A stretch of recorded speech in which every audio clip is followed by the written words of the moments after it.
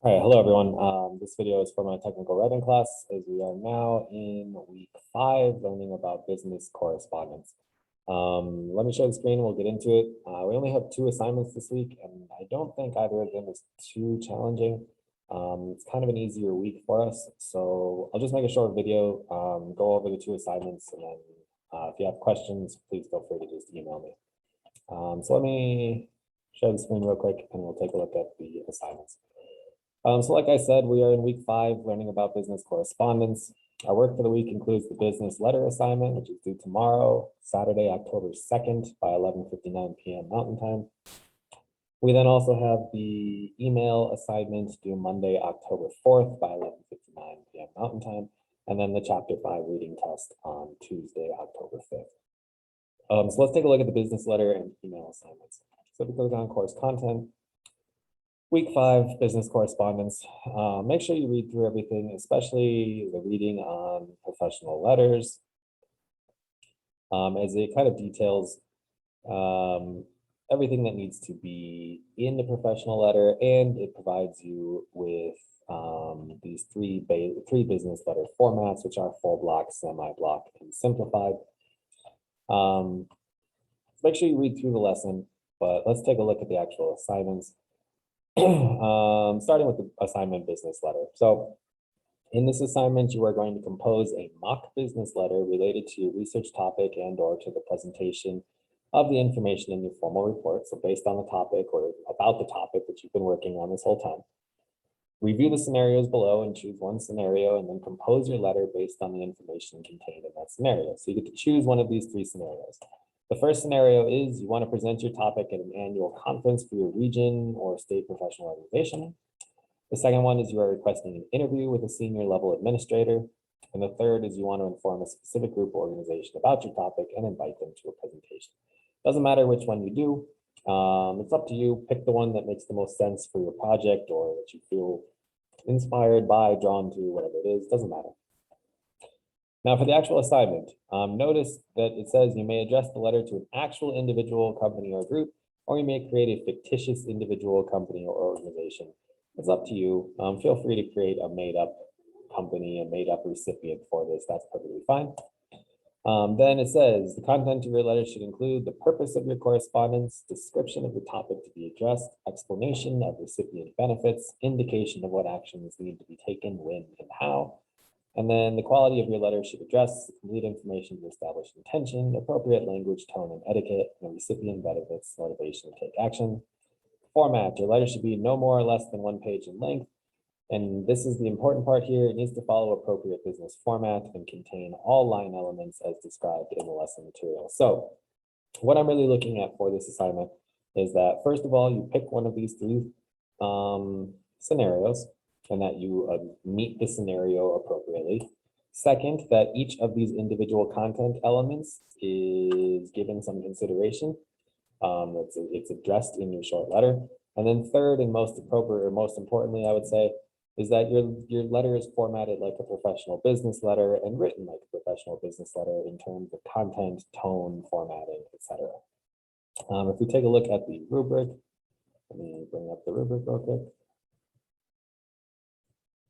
Okay, so taking a look at the rubric for the business letter assignment, you can see that you're being graded on your format with an exemplary grade, meaning that it accurately uses appropriate business letter format with all required components, correct spacing, font, alignment, consistency, etc. Your content, your language and tone, remember this is a professional business letter. So your tone and your writing needs to match that. And then finally, your writing mechanics. Language and tone here is probably one of the more important aspects of this. Make sure that you are writing with a professional business style tone. So think about what kind of words you should or shouldn't use as you are addressing this. Okay, so let's get back to our class here.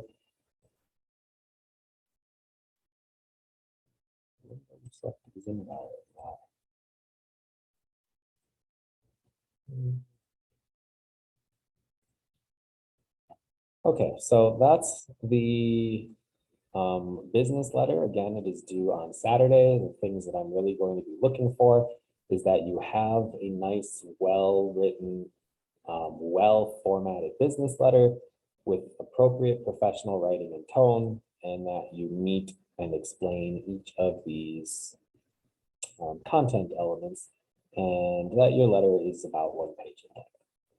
All right, next, let's talk about the email assignment. Again, please read the professional email section here of the course. I just want to highlight this a little bit. I get a lot of emails from students that are the exact opposite of a professional email, and it's kind of ridiculous. So I have a lot of students, one. Two, if I'm getting emails from you and they're from some weird email address like loveandkisses75716 @hotmail.com, I have no way of knowing who you are, right? I get a lot of emails from students that don't have a subject, that don't have the person's name listed, that don't have a signature, that aren't written with capital letters or appropriate punctuation, that use text message language, etc. None of that is really okay. It's borderline obnoxious, and it's kind of something that I just don't really understand how anyone is doing that in 2021 in a professional setting like this. Having said that, this is your chance to get proper email etiquette locked down, and to make sure that you are doing proper emails from here on out, right? So let's take a look at this assignment. In this assignment, you will create an email to your department manager that provides an update on the research for your presentation. If you don't have a department manager, or you don't want to like list a specific department manager, feel free to create one, to invent one, to make a fictitious one. That's fine. So you'll create an email to your department manager that provides an update on the research for your presentation. Unfortunately, you've run into a problem with the execution of your project and need to explain this to your manager. You can invent a problem, just make sure it's a believable one. Your email needs to be at least 50 words in length, but no more than 150 words. So this is an exercise in writing concisely. Your email should follow appropriate business email format and include all appropriate line elements as described in the lesson material. Let's take a look at the rubric together.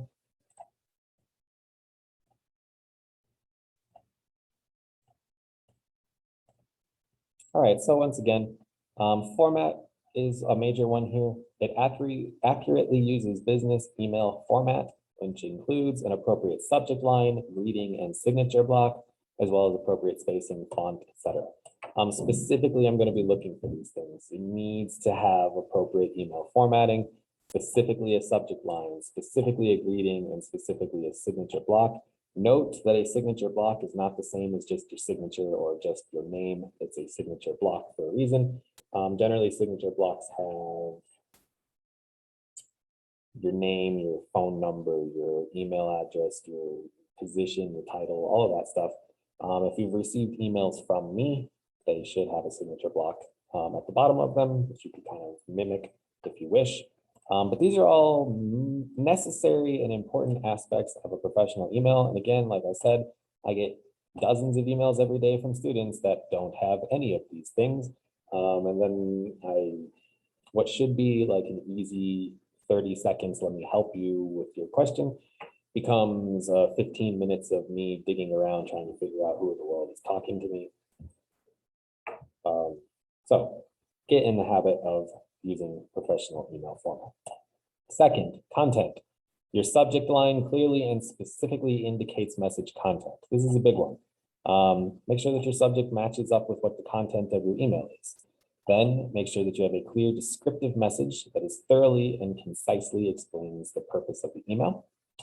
Next, we have language and tone. Make sure that the message is conveyed in business terms and the tone is professional. Again, I get dozens of emails every day from students, high school and college, that do not seem to understand the appropriate kind of tone to speak with a teacher about. I don't know. Just get in the habit of writing in more professional tone in your business communications. And then finally, writing mechanics, virtually free of spelling, grammar, punctuation mistakes. Okay, let's get back to this real quick. So that is really it, right? I mean, you have the chapter 4 or chapter 5 reading test, as well as the chapter 5 reading on correspondence. But really, these are two pretty simple assignments. I mean, one of them is 1 page long, but it's a letter, so you have the formatting and spacing, etc. And the other one is literally a 50 to 150 word email.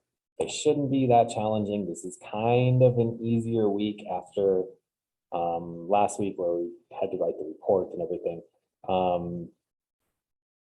Use this week wisely. Make sure that you get these assignments in on time. Make sure that you score, maximum number of points on these. I think this week is definitely one where you can kind of catch up a little bit. So please take advantage of that. If you have questions about anything this week, please let me know. I'm happy to help you. Just send me an email and I will get back to you as soon as I can. All right. Have a great weekend, guys.